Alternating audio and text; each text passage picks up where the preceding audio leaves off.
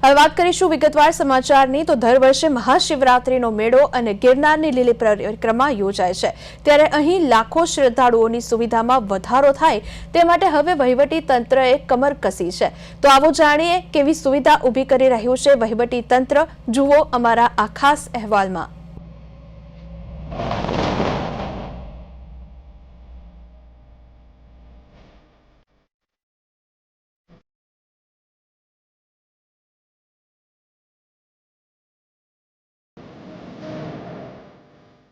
દર વર્ષે મહાશિવરાત્રીનો મેળો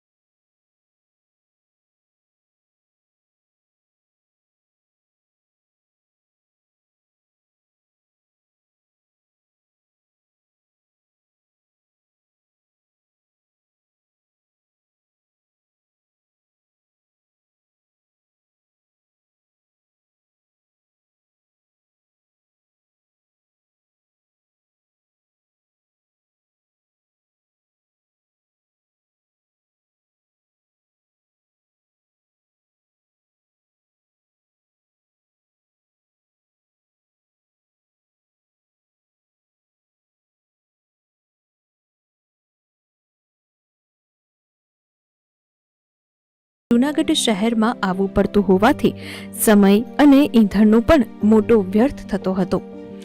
આ તમામ બાબતોને ધ્યાનમાં રાખીને જિલ્લા કલેક્ટર અનિલ કુમાર રાણાવસિયાએ મહત્વપૂર્ણ નિર્ણય લીધો છે।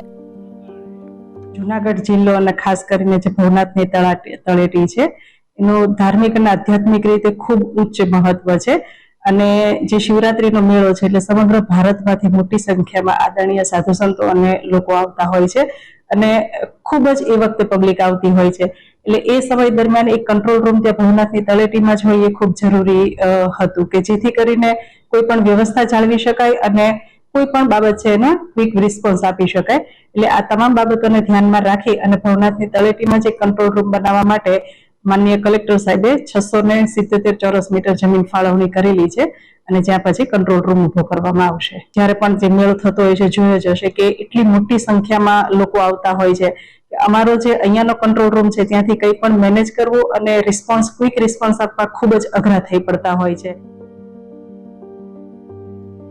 ભવનાથ વિસ્તારમાં મહેસૂલ વિભાગ દ્વારા સર્વે કરાવીને એક જ સ્થળે 677 ચોરસ મીટર જમીન ફાળવવા મામલતદારને આદેશ આપવામાં આવ્યો છે। મામલતદાર માર્ગ મકાન વિભાગના ઇજનેરોની ટીમ સાથે રાખીને વહેલી તકે જગ્યા નક્કી કરી તેનો કબજો લઈને તેના પર આધુનિક કંટ્રોલ રૂમનું નિર્માણ કરશે। આ કંટ્રોલ રૂમ બન્યા બાદ મહાશિવરાત્રી તેમજ પરિક્રમા જેવા મોટા મેળાઓ દરમિયાન તમામ પ્રકારનું આયોજન, સુરક્ષા, વીઆઈપી પ્રોટોકોલ અને શ્રદ્ધાળુઓની સુવિધાઓનું સંકલન એક જ સ્થળેથી થઈ શકાશે।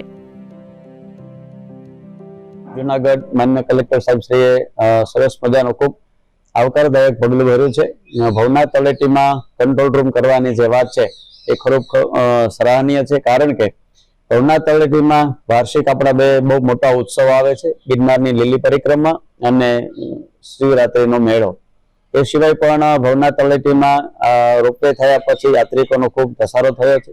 કંઈ પણ નાના મોટા પ્રશ્નો હોય તો એ પ્રશ્નોને લઈને જૂનાગઢ શહેરમાં જવું પડે અને ખાસ કરીને પરિક્રમા અને શિવરાત્રી ટ્રાફિકની સમસ્યામાં જવું અને આવવું ઘણી બધી મુશ્કેલી હોય છે અને ત્યાંથી પણ અધિકારીઓ શ્રીઓને અહીંયા આવવું એ પણ એક મુશ્કેલ હોય છે। ત્યારે ભવનાથ તળેટીમાં જ કંટ્રોલ રૂમ થાય અને અહીંના જે કંઈ નાના મોટા પ્રશ્નો છે અહીંયાથી ઝડપથી એનો નિકાલ થાય એ માટે કલેક્ટરશ્રીએ જે કંઈ પણ નિર્ણય કર્યો છે એ ખૂબ સરાહનીય છે, પ્રશંસનીય છે, જેનાથી પ્રશ્નો ઝડપથી નિકાલ થશે અને આપણો શિવરાત્રીનો મેળો અને ગિરનારની લીલી પરિક્રમા એ ખૂબ સારી અને સુચારુ વ્યવસ્થા થઈ શકશે, સમયનો સદુપયોગ થશે અને પ્રશ્નો ઝડપથી નિકાલ થશે. એ ઉમદા હેતુથી માન્ય કલેક્ટરશ્રીએ જે નિર્ણય લીધો છે એ ખૂબ સરાહનીય છે. હું આ તકે માન્ય કલેક્ટર સાહેબશ્રીને અને સરકારશ્રીને ખૂબ ખૂબ અભિનંદન આપું છું. આ નિર્માણનું ભવનાથ વિસ્તારના સ્થાનિક સાધુ સંતો વતી અવધૂત આશ્રમના મહંત શ્રી મહાદેવગીરી બાપુએ હર્ષભેર સ્વાગત કર્યું છે અને કલેક્ટર અનિલ કુમાર તેમજ રાજ્ય સરકારને આ દિશા સૂચન નિર્ણય માટે અભિનંદન પાઠવ્યા છે. મહાશિવરાત્રીના મેળાને હવે ગણતરીના દિવસો બાકી હોવાથી વહીવટી તંત્રએ પણ આ કંટ્રોલ રૂમની કામગીરી વહેલી તકે પૂર્ણ કરવા કમર કસી લીધી છે. જૂનાગઢ જિલ્લા વહીવટી તંત્રનો આ નિર્ણય ભવનાથના ધાર્મિક ઉત્સવો દરમિયાન જાહેર વ્યવસ્થાપન અને વહીવટી સંકલનને વધુ સરળ અને અસરકારક બનાવશે, જેથી શ્રદ્ધાળુઓને પણ સારી સુવિધા મળી રહે. જૂનાગઢ કલેક્ટરનો મહત્વનો નિર્ણય. જૂનાગઢના ભવનાથની અંદર કંટ્રોલ રૂમ ટૂંક સમયમાં શરૂ કરવામાં આવશે. જૂનાગઢ શિવરાત્રી તેમજ પરિક્રમાના મેળાને ધ્યાનમાં રાખી કલેક્ટર દ્વારા કરાયો મહત્વનો નિર્ણય. ભવનાથમાં કોઈ પણ સ્થળે 677 ચોરસ મીટર જમીન ફાળવવા માટે મહેસૂલ વિભાગને કરાયો આદેશ.